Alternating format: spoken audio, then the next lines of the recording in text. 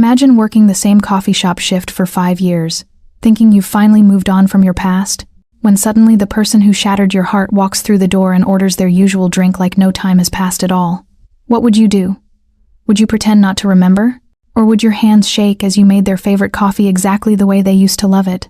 Before we dive into this emotional journey, please subscribe to the channel, hit that notification bell, and let me know in the comments where you're watching from. The afternoon rain was drumming against the windows when the door chimed and my entire world shifted on its axis. I was wiping down the espresso machine for the 3rd time when she walked in. Harper Evans, 5 years older, wearing a charcoal gray business suit that probably cost more than my monthly rent. Her dark hair shorter now, and styled with that effortless precision that screamed corporate success. My heart stopped beating for a full second. She was scrolling through her phone, completely absorbed in whatever crisis demanded her immediate attention. The same focused intensity that used to fascinate me in college when she'd study for hours with that little crease between her eyebrows. I could have ducked into the back room, could have let Jake handle this customer while I hid among the coffee bean bags like a coward. But my feet stayed planted behind the counter, watching her approach with that confident stride I'd fallen in love with when we were 19. "Just give me 1 second, she said without looking up, her fingers flying across her phone screen. I gripped the edge of the counter so hard my knuckles went white. 5 years of wondering what I'd say if I ever saw her again, and my mind went completely blank.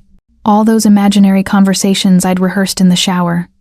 All those clever comebacks I'd crafted during sleepless nights. Gone. She finally looked up from her phone, and our eyes met across 3 feet of reclaimed wood counter. I watched recognition dawn on her face like sunrises breaking through storm clouds. Her phone slipped slightly in her manicured hands. "Mia." Her voice came out as barely a whisper, like she was afraid saying my name too loud might make me disappear. "Hi, Harper." I somehow managed to keep my voice steady. Professional. "What can I get you today?" She blinked twice like she was trying to process whether this was really happening or just some elaborate caffeine withdrawal hallucination.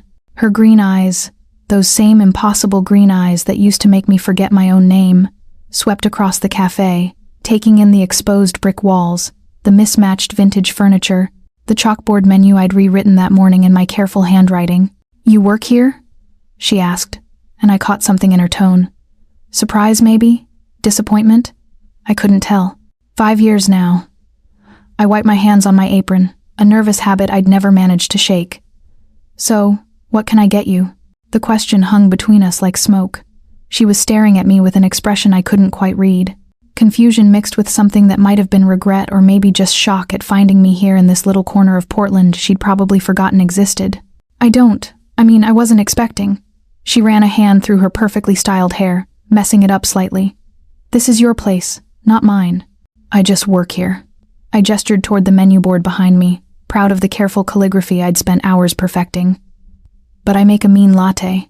She laughed, short and breathless, and the sound hit me like a physical blow. "You always did." The memory crashed over me without warning. Sunday mornings in our tiny shared apartment, Harper wrapped in my oversized Portland State sweatshirt, watching me experiment with different coffee blends and milk temperatures. She'd been my willing test subject, rating each attempt with theatrical seriousness, making elaborate scorecards, and keeping detailed notes about which combinations worked best. "So," I said, forcing myself back to the present moment, back to this strange reality where Harper Evans was standing in my cafe like a ghost from my past. "What will it be?" Harper looked at me for a long moment, and I could practically see the wheels turning in her head. She was probably calculating the fastest way to order something simple and escape, to pretend this awkward encounter had never happened, to go back to her important Seattle life, and forget she'd ever stumbled into this reminder of who she used to be. Instead, she surprised me. "Surprise me," she said, sliding her phone into her expensive leather purse, and giving me her full attention for the first time since she'd walked through the door. My breath caught in my throat. "Surprise you? You're the expert." She leaned slightly against the counter, and I caught a whiff of her perfume. Something sophisticated and floral that I didn't recognize. "I trust you." Those 3 words hit me harder than they should have. "I trust you." The same words she'd whispered the night before she left when I'd promised her everything would work out, that we'd figure out our future together, that love would be enough to overcome whatever obstacles life threw at us. I'd been catastrophically wrong about that, but standing there, looking into her eyes, I knew exactly what to make her. My hands moved on autopilot, muscle memory taking over where my brain had short-circuited. 2 shots of espresso, steamed milk, heated to exactly 150 degrees, a dash of vanilla syrup, and just a hint of cinnamon on top, Harper's favorite. The drink I'd perfected for her during our 3 years together, the one she'd ordered every morning before her 8 a.m. economics class, the one I'd made her on lazy Saturday mornings when we had nowhere to be except tangled up in each other's arms. I worked in silence, hyper-aware of Harper watching my every movement. The familiar rhythm of grinding beans and steaming milk usually calmed my nerves.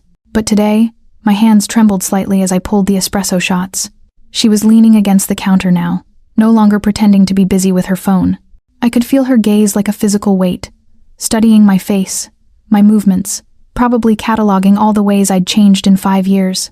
"You redecorated," she said, breaking the silence that had stretched between us. I glanced around the cafe, confused.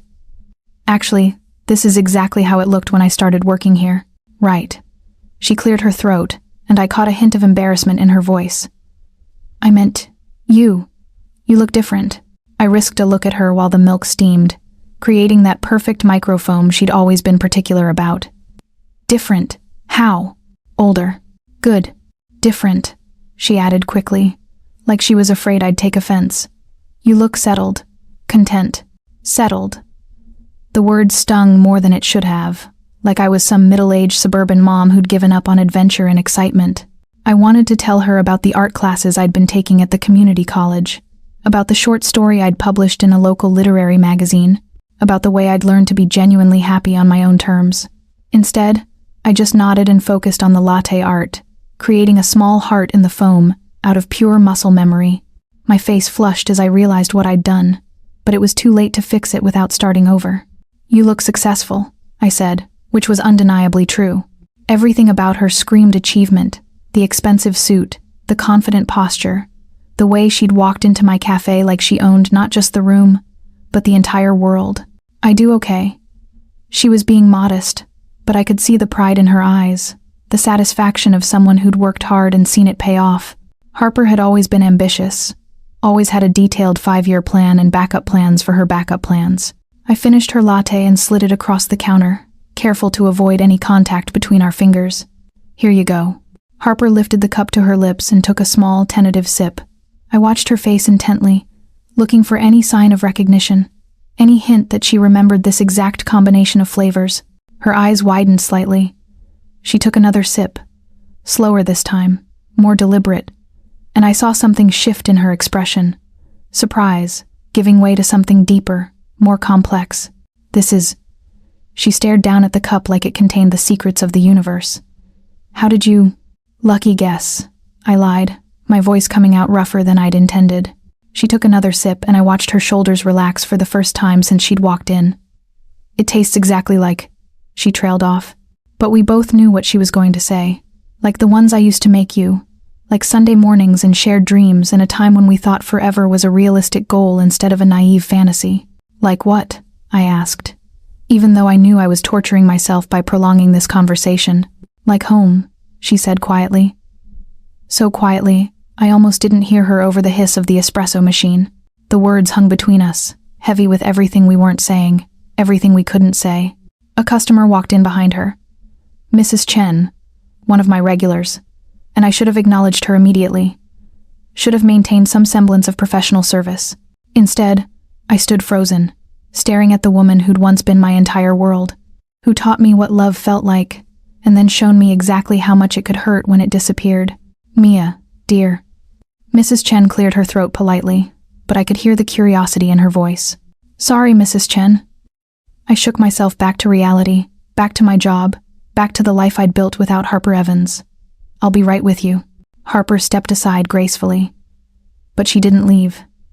Instead, she found a small table by the window and settled in, cradling her latte like it was something precious and fragile. I served Mrs. Chen her usual green tea and blueberry scone, going through the familiar motions while remaining hyper-aware of Harper's presence. Every few minutes, I'd catch her looking at me, and she'd quickly glance away, pretending to be fascinated by the rain streaking down the windows. When the cafe emptied again, she approached the counter with her empty cup. "I should probably go," she said. But she made no move toward the door. "Probably," I agreed, though part of me wanted to beg her to stay, to explain where she'd been for 5 years, To tell me why she'd left without a real goodbye. I have a meeting at 4. I glanced at the vintage clock on the wall. A garage sale find I'd convinced the owner to let me hang up. It was 3:15. That soon, I observed. Yeah. She took a deep breath like she was gathering courage for something. This is really good, Mia. The coffee. You always were talented with flavors and combinations. Thanks. I busied myself wiping down the already spotless counter, needing something to do with my hands. So, you're back in Portland? Just for work? I live in Seattle now. Of course she did. Seattle was bigger, more opportunities, more everything that Portland couldn't offer. Portland had always felt too small for Harper's ambitions, too quirky and laid back for someone who wanted to conquer the corporate world. How long are you in town? I asked, trying to sound casual, like her answer didn't matter to me at all. Few days, maybe a week, depending on how the project goes. I nodded like this information was just polite small talk, like I wasn't already calculating whether she might come back tomorrow, whether I'd see her again before she disappeared back into her Seattle life. Well, she said, gathering her purse and straightening her jacket with practiced efficiency. I should really... Yeah, of course. Don't want to be late for your meeting. She headed for the door, and I watched her go, telling myself this was better, cleaner, a brief encounter, nothing more. Like running into an old classmate at the grocery store. Awkward for a moment, then forgotten. She paused with her hand on the door handle and turned back. Mia. Yeah. Thank you for the coffee. It was... She seemed to struggle for words. It was perfect. And then she was gone, leaving only the faint scent of her unfamiliar perfume and the echo of everything we'd left unsaid 5 years ago. That night, I barely slept. The next morning, I arrived at work 45 minutes early, which was completely ridiculous because Harper probably wouldn't come back. Why would she? She had her important Seattle life, her corporate meetings, her carefully constructed world that had moved on without me.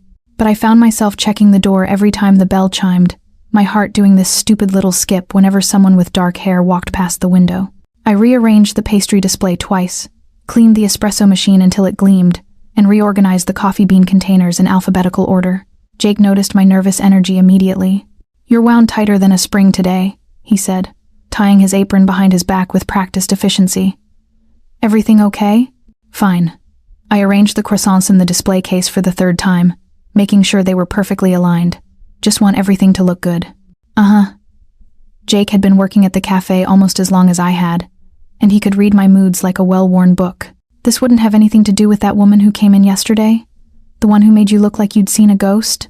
I don't know what you're talking about, right? He started the first batch of coffee for the morning rush, the familiar sounds of grinding and brewing filling the quiet café. The one who ordered that mystery drink that you somehow knew how to make perfectly without asking a single question. I shot him a warning look. You were eavesdropping. Hard not to when you two were staring at each other like you were in some kind of romantic movie. He grinned, clearly enjoying my discomfort. So, ex-girlfriend? Jake. I'm just saying the sexual tension was thick enough to cut with a knife. And the way she looked at you when she thought you weren't watching, like you were the answer to a question she'd been asking for years. Can we please not discuss my non-existent love life while we're preparing food for customers? Non-existent, huh? He raised an eyebrow. So, she is an ex. Before I could deny it or tell him to mind his own business, the bell chimed. I looked up and there she was. Harper stood in the doorway looking slightly uncertain. She was wearing dark jeans today, and a soft gray cashmere sweater that I recognized from college. My heart did that stupid skip again, and I had to grip the counter to steady myself. I'll take this one, I told Jake, who was watching with undisguised interest and amusement. Harper approached the counter slowly, like she was approaching a wild animal that might bolt at any sudden movement. Hi, she said, her voice softer than yesterday. Hi, I wiped my hands on my apron, that nervous habit making another appearance. Back for more punishment? She smiled, and for a second, she looked exactly like the girl I'd fallen in love with at 19, uncertain and hopeful and achingly beautiful. Something like that. Same as yesterday, actually. She hesitated, biting her lower lip in that way that used to drive me crazy. Could you make it a large this time, and maybe add an extra shot? I nodded and got to work, grateful for the familiar routine that gave me something to focus on besides the way she was watching my every movement. The espresso machine hissed and gurgled, and I found myself falling into the meditative rhythm of making coffee. You're really good at that, she said, leaning against the counter. 5 years of practice, right? She was quiet for a moment, and I could feel her studying my profile. Mia, about yesterday. You don't have to explain anything. I kept my eyes on the espresso shots, watching the golden crema form on top. It's fine. It's not fine, though. I was rude, awkward. I wasn't expecting to see you. I glanced up at her, taking in the way her hair caught the morning light. The way her green eyes were more serious than they'd been yesterday. Were you expecting to never see me again? The question came out sharper than I'd intended, carrying more hurt than I'd meant to reveal. Harper flinched slightly like I'd slapped her. I don't know what I was expecting, she said quietly. I try not to think about Portland much anymore. Because it's too small for your ambitions? Because it hurts too much. The honesty in her voice caught me off guard. I finished her latte, this time, managing to avoid any heart-shaped foam art, and slid it across the counter. Here you go. Our fingers brushed when she took the cup just for a second, but I felt that familiar electric shock that used to drive me crazy. She felt it too. I could tell by the way her breath caught, the way she pulled her hand back just a little too quickly. Thank you, she said. This time, instead of finding a table, she stayed at the counter. The morning rush was starting to trickle in, early commuters grabbing their caffeine fix before facing another day. But I found myself reluctant to serve other customers, to break whatever fragile connection we were rebuilding. So I said, "How's Seattle treating you?" "It's good. Different from here, but good." She took a sip of her latte and I watched her face relax slightly. I work for a consulting firm. We help companies streamline their operations, improve efficiency. It sounds very corporate. She laughed and the sound was lighter than yesterday. It is, but I like it. The challenge, the problem solving, the way you can take something broken and figure out how to fix it. You always were good at fixing things. The words slipped out before I could stop them, and we both knew I wasn't talking about business operations. Harper's smile faded slightly and she stared down at her coffee. Not everything, she said quietly. A customer approached the counter, a businessman in an expensive suit who was clearly in a hurry, and I had to turn away to take his order. When I looked back, Harper was staring out the window, her expression unreadable. "Harper," I said when the customer left with his triple Americano. "Yeah? Why did you come back today?" She was quiet for so long, I thought she wasn't going to answer. When she finally spoke, her voice was barely above a whisper. "Because I couldn't stop thinking about that coffee, about how you remembered exactly how I liked it, down to the temperature and the amount of foam." She looked at me then, and her eyes were bright with unshed tears. "About how you remembered me." My throat felt tight. "I remember a lot of things." "So do I." We stared at each other across the counter and I felt like we were 19 again, having one of those conversations where everything important was said in the spaces between words, in the things we couldn't quite bring ourselves to say out loud. "I should go," she said, but she didn't move. "Your meeting?" "No meeting today. She shook her head. "This is complicated, Mia." "It doesn't have to be, doesn't it?" She finished her latte and set the empty cup on the counter with careful precision. "We're different people now. We want different things. We live in different cities. Do we want different things?" She didn't answer. Instead, she gathered her purse and headed for the door just like yesterday. But this time, she paused before leaving. "What time do you get off work?" My heart stopped. 6. She nodded once, then walked out into the gray Portland morning, leaving me standing behind the counter with my heart hammering against my ribs and hope blooming in my chest like a dangerous flower. At 6:15, I found Harper sitting on the bench outside the café, hunched under a small black umbrella as the evening drizzle painted everything in shades of gray. She looked like she'd been there for a while, staring at her phone, but not really seeing it.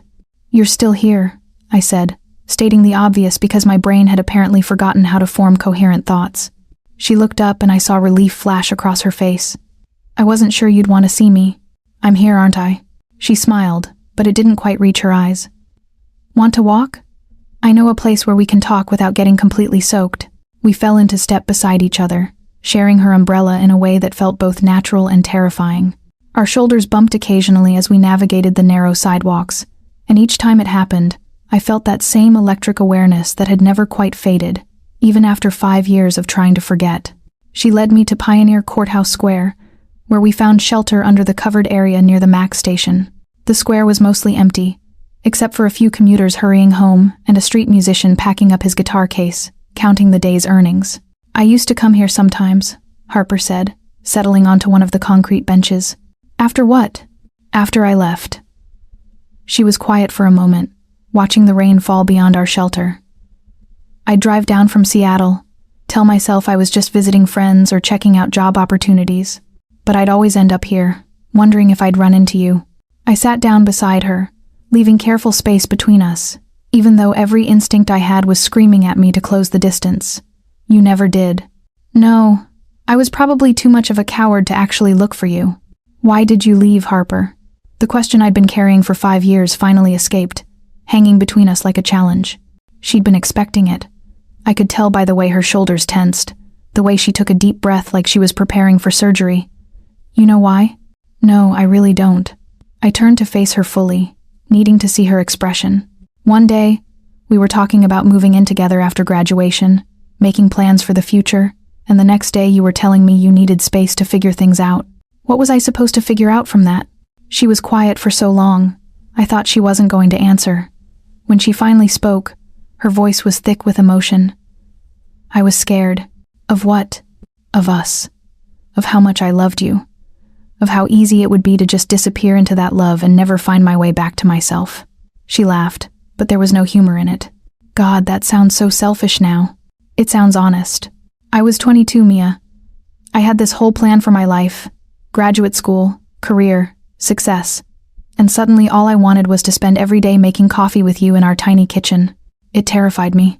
I remembered that kitchen, the way Harper would sit on the counter while I cooked, stealing tastes and making me laugh until my sides hurt, the way she'd wrap her arms around my waist from behind while I did dishes, pressing kisses to my neck that made me forget whatever I'd been thinking about. So you left. So, I left. She wiped her eyes with the back of her hand, smearing her carefully applied mascara. I thought if I could just get some distance, some perspective, I'd be able to come back and love you the right way, the way you deserved. And I was an idiot by the time I realized that what we had was exactly right, that there was no right way to love someone except completely and honestly. You'd changed your number, moved apartments. I didn't know how to find you. I stared at her, feeling like the ground had shifted beneath my feet. Harper, I lived in the same apartment for 2 years after you left. What? Same apartment? Same phone number? I kept thinking you'd call or show up or send me some sign that you were ready to try again. I shook my head, remembering those long months of waiting, of jumping every time the phone rang. I waited for you. Her face crumpled like I'd hit her. Oh God, Mia, I'm so sorry. I thought. I assumed you'd moved on, that you'd want nothing to do with me after the way I left. I tried to move on. I pulled my jacket tighter around myself, suddenly cold despite the mild evening. Dated other people, threw myself into work, convinced myself I was better off without you. Were you better off? I considered lying, giving her the answer that would hurt less, that would let us both walk away from this conversation with our dignity intact. But we'd had enough lies between us, enough careful omissions and half-truths. No, I said quietly. I wasn't. We sat in silence for a while, watching the rain fall beyond our shelter. The street musician had finished packing up and was wheeling his equipment toward the Max platform, whistling something I didn't recognize. I have a life in Seattle, Harper said eventually. I know. A good job. A nice apartment. I've built something there. I'm not asking you to give that up, aren't you? I looked at her.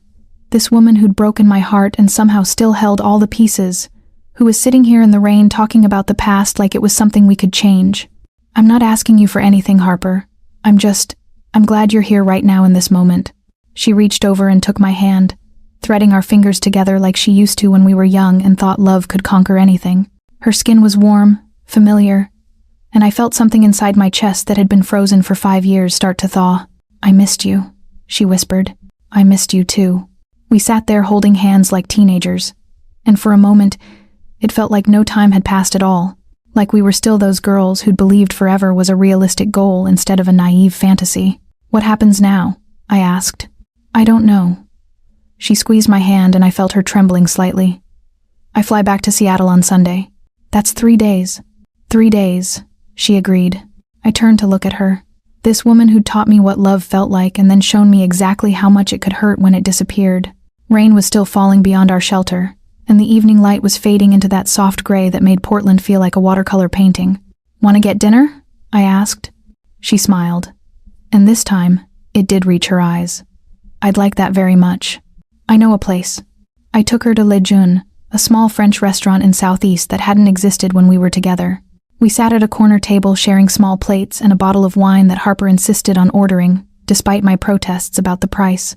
"This is incredible," she said, taking a bite of the foie that had made me wince when I saw the cost. "Very different from the places we used to go." "You mean the 24-hour diners and food carts?" "Hey, those food carts were amazing. Remember that Korean place on Hawthorne? The one with the kimchi tacos?" I smiled at the memory. "You made me try them even though I was convinced they'd be terrible. And they were the best thing I'd ever tasted. You always did have good instincts about food." "About some things," she said quietly, and I caught the double meaning in her words. We ate in comfortable silence for a while, the kind of easy quiet that had always existed between us. Harper looked more relaxed than she had since walking into the café, her corporate armor softened by wine and candlelight. "So," I said, twirling pasta around my fork, "tell me about Seattle. What's your life like there?" "Busy, structured.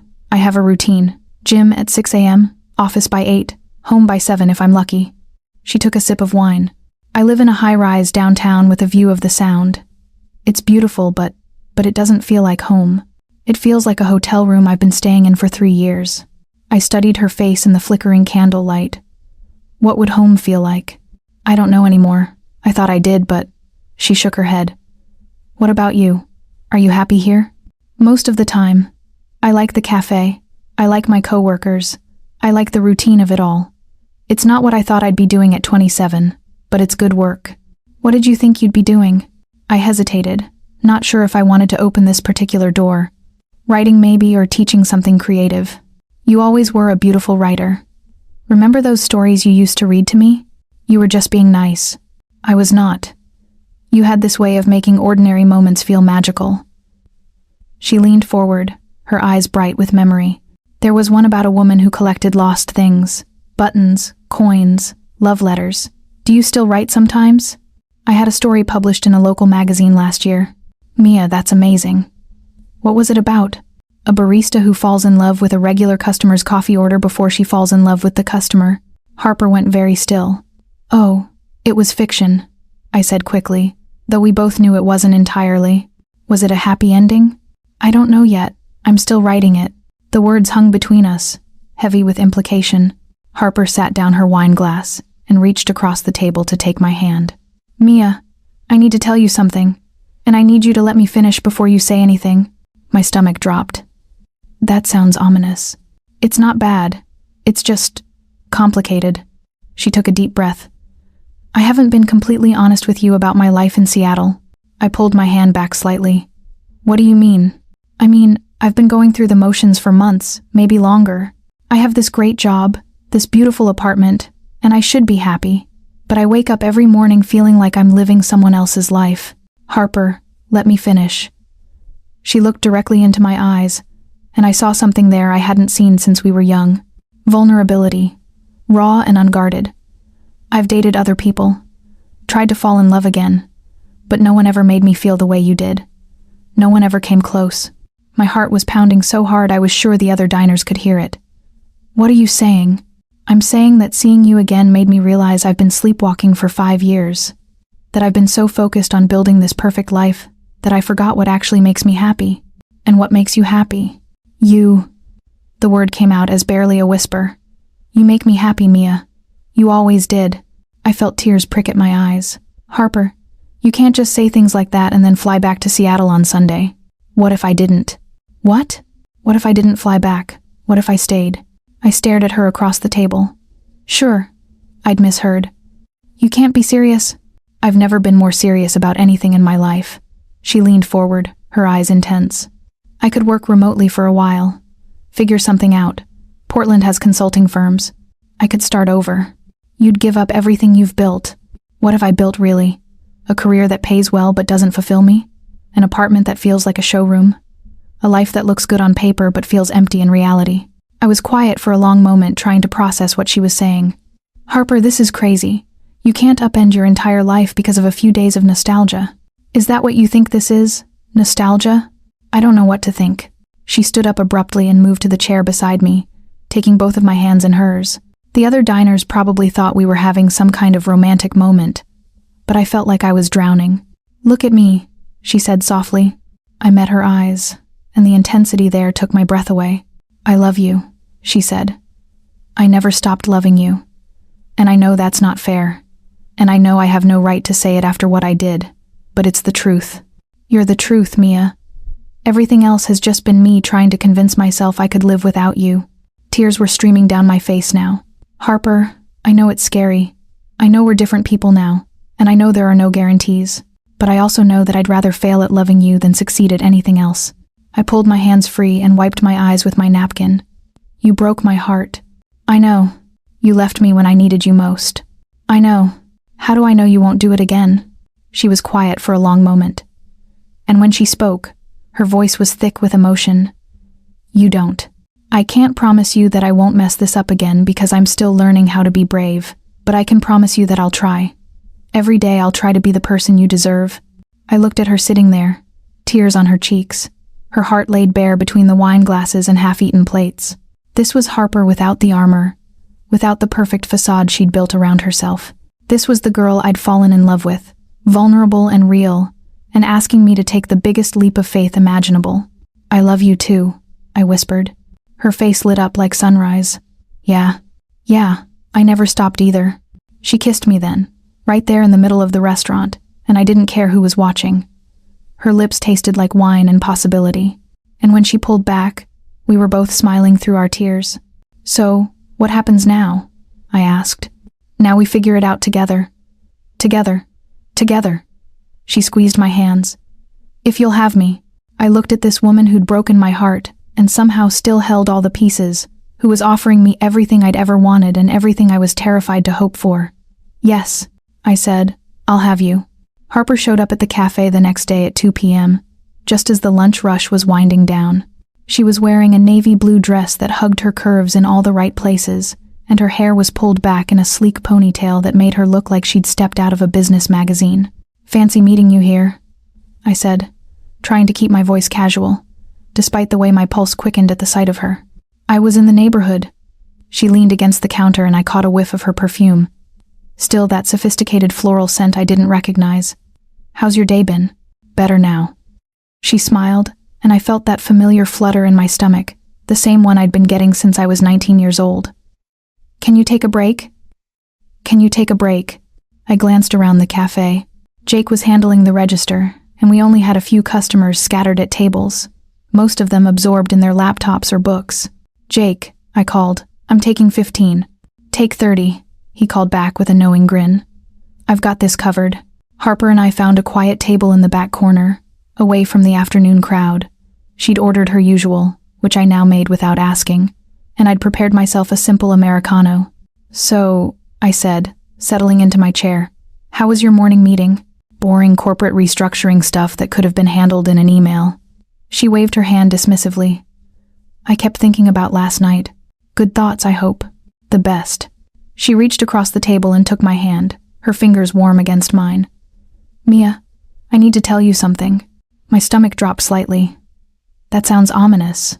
"No, it's not bad. It's just, I haven't been completely honest with you about something." I pulled my hand back slightly, feeling that familiar defensive wall starting to rise. "About what? About Seattle? About my life there?" She took a deep breath like she was gathering courage. "I told you I had everything I wanted, but that's not entirely true." "What do you mean?" "I mean, I've been going through the motions for months, maybe longer." She stared down at her coffee, tracing patterns in the foam with her spoon. "I have this great job, this beautiful apartment, and I should be happy. But I wake up every morning feeling like I'm living someone else's life." "Harper, let me finish." And she looked up at me, and her eyes were bright with unshed tears. "I've dated other people, tried to fall in love again.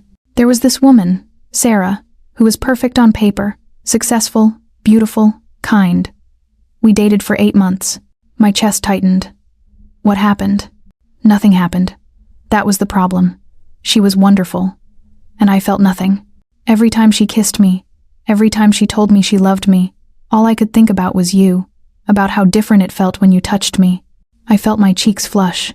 "Harper, I know this is hard to hear, But I need you to understand that seeing you again didn't just bring back old feelings. It made me realize that those feelings never left. That I've been sleepwalking through my life, trying to convince myself I was happy because I was supposed to be. And what makes you happy? You. The word came out as barely a whisper. You make me happy, Mia. You always did. The way you hum when you're concentrating. The way you get excited about small things like perfect foam art or a good book. The way you make everyone around you feel seen and valued. My throat felt tight with emotion. You can't just say things like that. Why not? Because it's not fair. Because you left Harper. You chose your career and your plans over us. And now you want to come back and pretend like nothing happened. I'm not pretending nothing happened. I'm acknowledging that I made the biggest mistake of my life. She leaned forward, her voice urgent. I was 22 and scared and stupid. And I thought I had to choose between loving you and becoming the person I wanted to be. I didn't realize that loving you was part of becoming that person. I was quiet for a long moment, trying to process everything she was saying. What are you asking me, Harper? I'm asking for a second chance. I'm asking you to let me prove that I'm not the same scared girl who ran away 5 years ago. And if I say yes, what then? You move back to Portland and we pretend like we're 22 again. No. We acknowledge that we're 27 now, that we've both grown and changed, and we see if the people we've become can build something together. I studied her face in the afternoon light streaming through the cafe windows. She looked older, more confident, but there was something in her eyes that reminded me of the girl I'd fallen in love with. Hope mixed with fear, vulnerability disguised as certainty. I'm scared, I admitted. So am I. You hurt me, Harper. Really hurt me. It took me years to feel like myself again. I know. And I'll spend the rest of my life making up for that if you'll let me. A customer approached our table, Mrs. Chen looking curious about my companion. I introduced them quickly, and Harper was charming and polite, but I could see the impatience in her eyes, the need to finish our conversation. When Mrs. Chen left, Harper turned back to me with renewed intensity. Mia, I know I don't deserve another chance. I know I have no right to walk back into your life and ask you to risk your heart again. But I also know that what we had was real and rare and worth fighting for. Was it worth fighting for? Because you didn't fight for it 5 years ago. You're right. I didn't fight for it then because I was a coward. But I'm fighting for it now. I looked at her sitting there, tears on her cheeks, her heart laid bare in the middle of my workplace. This was Harper without the corporate armor, without the perfect facade she'd built around herself. This was the girl who used to read me poetry in bed, who cried during sad movies, who made me feel like I was the most important person in the world. If we do this, I said slowly, if we try again, it has to be different. We have to be honest with each other, even when it's hard, especially when it's hard. I can do that. And you have to be sure, really sure, because I can't go through losing you again. I'm sure. She reached across the table and took both of my hands in hers. I've never been more sure of anything in my life. I looked into her green eyes, searching for any sign of doubt, any hint that this was just nostalgia or loneliness talking. But all I saw was love. Complicated, imperfect, but absolutely real. Okay, I whispered. Okay, let's try again.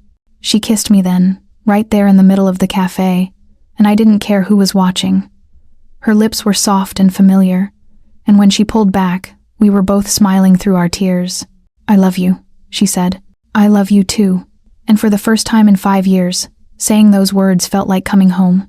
3 months later, I was arranging pastries in the display case when the bell chimed. I looked up to see Harper walking through the door, her laptop bag slung over her shoulder, and that familiar smile lighting up her face like sunshine. Good morning, beautiful, she said, approaching the counter with the confidence of someone who belonged here. Good morning yourself. I leaned across to give her a quick kiss, still marveling at how natural this felt. How right. How's the new office treating you? Still smells like fresh paint and possibility, but I think I'm going to like it. She'd found a position with a local consulting firm, taking a significant pay cut, but gaining something infinitely more valuable.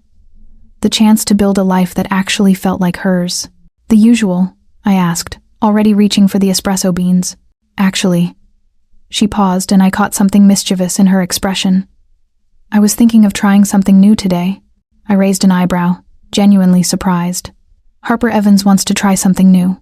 Are you feeling okay? Do you have a fever? Very funny, she grinned. And I saw traces of the girl I'd fallen in love with in college, the one who'd been willing to try kimchi tacos and midnight poetry readings. I was thinking maybe you could surprise me like you did that first day. You want me to surprise you with coffee? I want you to surprise me with everything. The words carried weight beyond their surface meaning, and I felt that familiar flutter in my chest. Even after 3 months of rebuilding what we'd lost, of learning to trust each other again, she could still make my heart race with a simple sentence. I got to work on her drink, but this time I experimented. A little lavender syrup, a touch of honey, steamed oat milk instead of regular dairy, and a sprinkle of cardamom on top. Something new, but with the foundation of everything she'd always loved. Here, I said, sliding the cup across the counter. One surprise, as requested. She took a tentative sip, and her eyes widened with genuine delight. This is incredible. What did you put in it? Trade secret. Come on, tell me. I promise I won't try to recreate it at home and put you out of business. Nope. You said you wanted to be surprised. She laughed and the sound filled the cafe like music. I love it when you're mysterious. I love it when you're adventurous. Jake appeared from the back room, carrying a tray of fresh muffins that made the whole cafe smell like cinnamon and butter. You two are disgustingly cute. You know that? Jealous? Harper asked, taking another sip of her experimental latte. Absolutely. Mia never makes me special drinks with secret ingredients. That's because you never tip, I shot back. I work here. I'm not supposed to tip myself. Harper watched our familiar banter with amusement, and I caught her looking at me with that soft expression that still made my knees weak after all these months. What? I asked. Nothing. I love watching you here in your element. This old place. This place where you're completely yourself. Where you know everyone's order and everyone's story. Where you make magic happen with coffee beans and milk foam. She reached across the counter and took my hand. Where you built a life that's entirely your own. I felt my cheeks warm. It's just coffee, Harper. No, it's not. Her voice was serious now, weighted with emotion. It's home.